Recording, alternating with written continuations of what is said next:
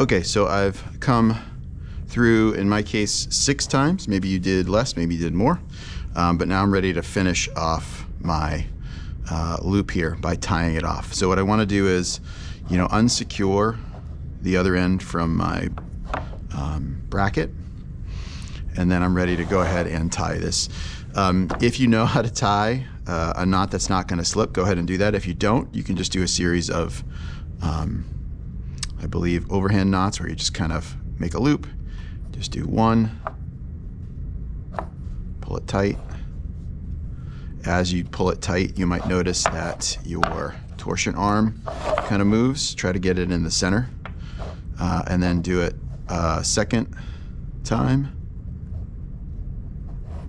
Another knot, overhand knot, second time, and then another one a third time. Now that knot, if we just leave it the way it is, will slip as we put tension on it, because we're going to put quite a bit of tension on this arm, about 30 or 50 pounds, and that will pull this knot out. So to kind of help secure it, what you can do is you can just take a little hot glue or a little super glue and kind of glue that knot in there, and what that's gonna do is that's gonna help it add some friction to it to keep it from slipping. Before you do anything and add any tension to this, you want to let that cool. You can then take some scissors and just go ahead and cut these off.